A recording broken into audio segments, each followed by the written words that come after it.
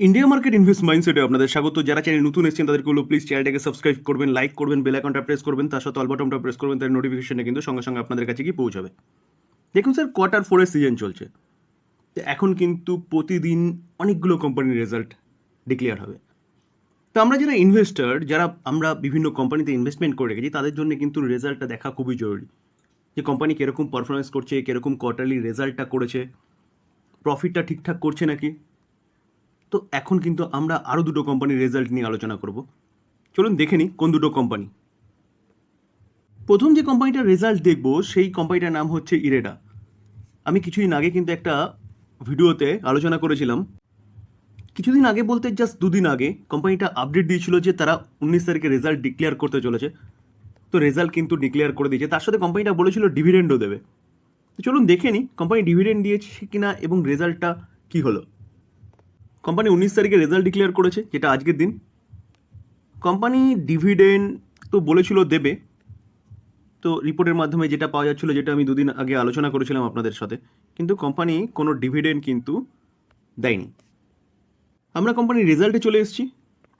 তো রেজাল্টটা দেখে নেব। রুপিস কী আছে, রুপিস ইন ল্যাকে রয়েছে। ওকে, সিকোয়েন্স কী আছে দেখুন, 31/3/2023, 31/12/2023, 31/3/2024, সিকোয়েন্স একদম ঠিকঠাক আছে। এবার আমরা আরেকটু জুম করে নিই যাতে ভিজিবলটা ঠিকঠাক হয়। আমরা কোম্পানির ইনকামে চলে যাব। তো আমরা যদি কোম্পানির টোটাল ইনকাম দেখি, দেখুন টোটাল ইনকাম, তো টোটাল ইনকাম দেখলে দেখা যাবে যে 1,03,631 কোম্পানির এক বছর আগে ইনকাম। 1,25,319 কোম্পানির আগের কোয়ার্টার ইনকাম। এই কোয়ার্টারে 1,39,163। তো কোম্পানির ইনকাম কিন্তু ইয়ারলি এবং কোয়ার্টারলি বেড়েছে। আমরা এবার কোম্পানির এক্সপেন্সেস দেখব, কারণ এক্সপেন্সেসের ওপরে কিন্তু ডিপেন্ড করছে কোম্পানির প্রফিট। তো এক বছর আগে যদি আমরা দেখি তাহলে 74,793 লাখ, আগের কোয়ার্টারে 86,705 লাখ, এই কোয়ার্টারে কিন্তু 91,196 লাখ।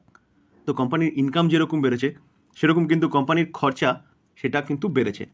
তো ইনকাম মাইনাস এক্সপেন্সেস করলে পরে কোম্পানির প্রফিট পাওয়া যায়। তো আমরা প্রফিট দেখব কি বিফোর ট্যাক্স, অর্থাৎ ট্যাক্স দেওয়ার আগে যে প্রফিট সেটা দেখব। তো ট্যাক্স দেওয়ার আগে যদি আমরা প্রফিট দেখলে দেখা যাবে, দেখুন 28,837 এক বছর আগে। আগের কোয়ার্টারে 38,613, এই কোয়ার্টারে 47,966।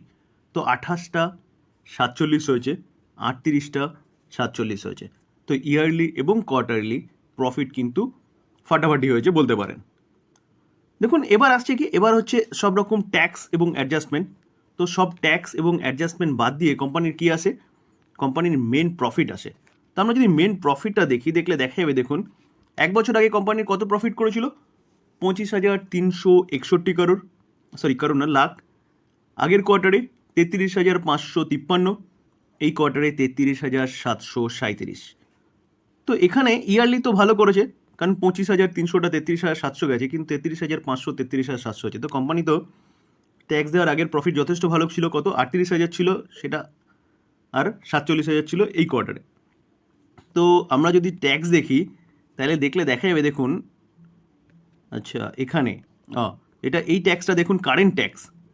তো কারেন্ট ট্যাক্স বলে একটা ট্যাক্স, যেই ট্যাক্সটা কিন্তু এক বছর আগে কোম্পানি দিয়েছিল কত, 8,424, আগের কোয়ার্টারে 5,330, এই কোয়ার্টারে 15,667। তো এই 15,667 যে ট্যাক্সটা, সেটা দেওয়ার জন্য কিন্তু কোম্পানির প্রফিটটা অনেকটাই পড়ে গেছে। যদিও বা দেখলে দেখা যাবে, দেখুন ইয়ারলি এবং কোয়ার্টারলি কিন্তু বেড়েছে। তো আপাত দৃষ্টিতে দেখলে দেখা যাবে কিন্তু কোম্পানির প্রফিট যেটা, সেটা কিন্তু যথেষ্ট ভালো করেছে। তো শুধুমাত্র এই অ্যাডজাস্টমেন্টের জন্য কিন্তু প্রফিটটা এখানে কমেছে। তো কোম্পানির যে বিজনেস বলুন বা সেখান থেকে কোম্পানির যে প্রফিট বলুন বা এক্সপেন্সেস বাদ দিয়ে যে প্রফিটটা ট্যাক্স দেওয়ার আগে, সেই প্রফিটটা কিন্তু যথেষ্ট ভালো করেছে। তো সেই জায়গায় দাঁড়িয়ে কিন্তু বলা যেতে পারে যে কোম্পানির যে রেজাল্ট কিন্তু ফাটাফাটি হয়েছে। দেখুন তাহলে আমরা যে কোম্পানিটার রেজাল্ট দেখলাম, রেজাল্ট কিন্তু যথেষ্ট ভালো করেছে আমার হিসাবে। তো এই কোম্পানিটা কী কাজ করে, কোম্পানিটা রিনিউয়েবল সেক্টরে ফাইন্যান্স প্রোভাইড করে, যেখানে কিন্তু কোম্পানিটা একের পর এক তার বিজনেসটাকে বাড়াচ্ছে। বড় বড় কোম্পানি, যেসব কোম্পানিগুলো হচ্ছে রিনিউয়াল সেক্টরে কাজ করছে, তাদের তো ফাইন্যান্স করছেই, তার সাথে কোম্পানিটা এমএসএমই সেগমেন্টেও গেছে, কোম্পানিটা রিটেলারদের কিন্তু ফাইন্যান্স প্রোভাইড করছে। কুসুম যোজনা বলুন, কিশোর যোজনা বলুন, এই ক্ষেত্রেও। তো তো সেই জায়গায় দাঁড়িয়ে কোম্পানির বিজনেস কিন্তু কন্টিনিউয়াসলি বাড়বে, কারণ গভর্নমেন্ট কিন্তু কী করছে, রিনিউয়াল সেক্টর থেকে পাওয়ার জেনারেশনের কথা বলছে 50% 2050-এর মধ্যে। তো এই কোম্পানিটাকে কিন্তু ভালো করতেই হবে। তো এই কোম্পানিটা রেজাল্ট তো যথেষ্ট ভালো হয়েছে, আর এই কোম্পানিটাও কিন্তু আপনি লং টার্মের জন্য আরামসে হোল্ড করতে পারেন। PSU company government base company, government কী করছে, গভর্নমেন্ট হচ্ছে রিনিউয়াল সেক্টর নিয়ে কাজ করছে, সেই অনুযায়ী প্রাইভেট প্লেয়াররাও কিন্তু কাজ করছে। তো পিএসইউ কোম্পানি, এই কোম্পানি নিয়ে আপনি ভাবতে পারেন এভারগ্রিন স্টক। চলুন নেক্সট যে কোম্পানির রেজাল্ট নিয়ে আলোচনা করতে চলেছি সেটা দেখি। এবার যে কোম্পানির রেজাল্ট নিয়ে আলোচনা করব সেই কোম্পানিটা কিন্তু এইচডিএফসি গ্রুপের HDFC asset management company. Asset management কোম্পানিগুলো কিন্তু অ্যাসেটটাকে ম্যানেজ করে, মিউচুয়াল ফান্ডের অ্যাসেটটাকে। তো এই কোম্পানিটা বলতে পারেন অনেক দিন ধরে চলছিল না, তো এখন কিন্তু কোম্পানিটার মধ্যে ভালো একটা মুভ দেখা গেছে। কারণ দেখুন, স্বাভাবিকভাবেই নিফটি যদি স্বপ্ন দেখেন যে আজকে নিফটি 21,000-22,000 চলছে, সেই নিফটি 50,000 যাবে, সেই নিফটি আস্তে আস্তে 1 লাখে যাবে, তাহলে এই অ্যাসেট ম্যানেজমেন্ট যে কোম্পানিগুলো আছে সেগুলোকেও চলতে হবে। কারণ এদের হাত ধরে এই মিউচুয়াল ফান্ডের টাকাটা কিন্তু মার্কেটে আসবে। তো স্যার মিউচুয়াল ফান্ডকেও গ্রো করতে হবে, আর আমরা প্রিভিয়াস ডেটা দেখেছিলাম যে মিউচুয়াল ফান্ডও কিন্তু কন্টিনিউয়াসলি গ্রো করছে। মানুষের মধ্যে কিন্তু মার্কেটে মিউচুয়াল ফান্ডে ডিরেক্ট না আসলেও মিউচুয়াল ফান্ডের মাধ্যমে কিন্তু মার্কেটে ঢোকার প্রবণতা কন্টিনিউয়াসলি বাড়ছে। ইদানিংকালে দেখলে দেখা যাবে যে আমাদের ইন্ডিয়ান মার্কেটকে কিন্তু ভাঙার চেষ্টা হয়েছে ফরেন পোর্টফোলিও ইনভেস্টর দ্বারা। তো তারা শুধু ভাঙতে পারেনি কেন, ডোমেস্টিক ইনস্টিটিউশন ইনভেস্টররা শক্ত হাতে মার্কেটটাকে ধরে রেখেছিল।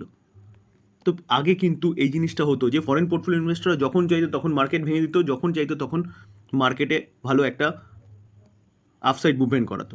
এখন সেটা তাদের আর সম্ভব হয় না, কারণ কি ডোমেস্টিক ইনস্টিটিউশন ইনভেস্টরদের মধ্যে সবচেয়ে বেশি শক্ত হাত কিন্তু এখন হয়েছে মিউচুয়াল ফান্ডের।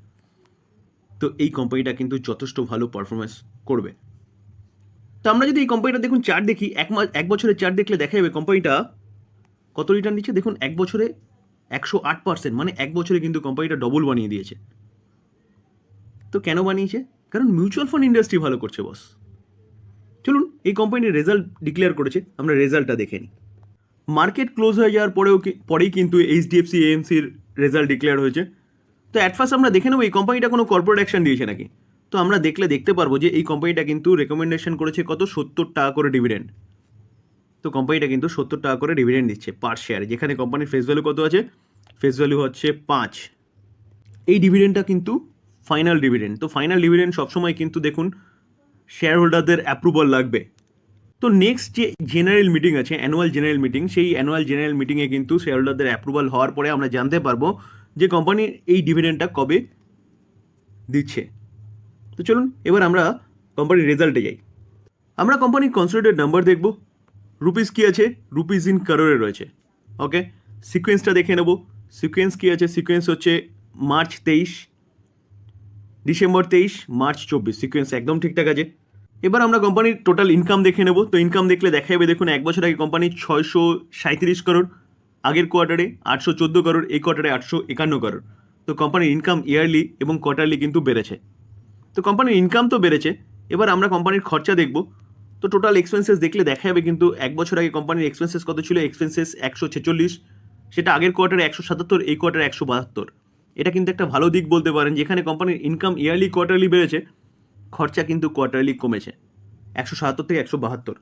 তো সেটা আমরা কি করব, সেটা আমরা কিন্তু প্রফিটে দেখতে পারবো। আমরা কোম্পানির এবার প্রফিট বিফোর ট্যাক্স, অর্থাৎ ট্যাক্স দেওয়ার আগে যে প্রফিট সেটা দেখে নেব। তো সেটা দেখলে দেখা যাবে দেখুন 1 বছর আগে 491.75 করোড়, আগের কোয়ার্টারে 636.83 করোড়, এই কোয়ার্টারে 678.84 করোড়। তো কোম্পানির ইয়ারলি এবং কোয়ার্টারলি প্রফিট কিন্তু যথেষ্ট বেড়েছে। তো এবার আমরা কি দেখব, এবার হচ্ছে প্রফিট আফটার ট্যাক্স, অর্থাৎ ট্যাক্স এবং সব রকম অ্যাডজাস্টমেন্ট বাদ দিয়ে পরে যে প্রফিটটা, সেই প্রফিটটাই আমরা দেখবো, এবং এই প্রফিটটা কিন্তু কোম্পানির ঘরে ঢুকবে।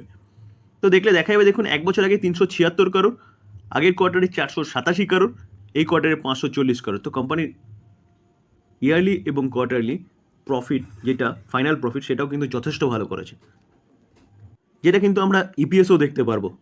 দেখুন ইপিএস দেখলে দেখা যাবে 17.63, 22.86, 25.33। তো যেরকমভাবে কোম্পানি প্রফিট করেছে সেভাবে কোম্পানির ইপিএসও কিন্তু শো করেছে। তো স্যার কোম্পানি তো আফলাতুন কোম্পানি, ব্যাপক ভালো কোম্পানি, বিজনেস ভালো, বিজনেস মডেল ভালো, আর এই যে কোম্পানি যে বিজনেসটা করে সেই বিজনেসের কিন্তু গ্রোথ আছে। তো সেই জায়গায় দাঁড়িয়ে স্যার এই যে কোম্পানি, এই কোম্পানি নিয়ে আপনি কিন্তু লং টার্মের জন্য ইনভেস্টমেন্ট করতে পারেন, কারণ মিউচুয়াল ফান্ডের যে বিজনেস সেই বিজনেস কিন্তু বন্ধ হবে না কোনোদিনও, আরও বাড়বে। কারণ কি, আমাদের ভারতবর্ষের মধ্যে কি মিউচুয়াল ফান্ড বলুন কি ডিরেক্ট বলুন, এখনও পর্যন্ত অনলি ফর 4 থেকে 5% লোক শেয়ার মার্কেটে এসছে, সেটা মিউচুয়াল ফান্ডের মাধ্যমে বলুন বা ডিরেক্ট একসাথে। তো সেই জায়গায় দাঁড়িয়ে বলা যেতে পারে কিন্তু যে এই যদি ইউএসের মতন 50% হয় তাহলে কিন্তু এই কোম্পানিগুলো আরও বেশি গ্রো করবে। তো স্যার এই কোম্পানিটা কিন্তু আপনি লং টার্মের জন্য চিন্তা ভাবনা করতে পারেন। দেখুন স্যার, আজকের দিনে উইপ্রো রেজাল্ট বেরিয়েছে, সেই রেজাল্ট নিয়ে আমরা আলোচনা করেছিলাম। তো আলোচনা করতে গিয়ে কিন্তু আমি বলেছিলাম যে এই যে রেজাল্টটা কোম্পানি ডিক্লেয়ার করেছে, সেই কোম্পানিটা রেজাল্টের প্রতিক্রিয়া জানতে গেলে আমাদের মার্কেটে অপেক্ষা করতে হবে সোমবারে। তো ইউএসের মার্কেট ওপেন হয়ে গেছে, তো ইউএসের মার্কেটে কিন্তু উইপ্রোর এডিআর ট্রেড করে। তো আমরা ইউএসের মার্কেট থেকেও কিন্তু জানতে পারবো রেজাল্টটা কেমনভাবে নিয়েছে মার্কেট।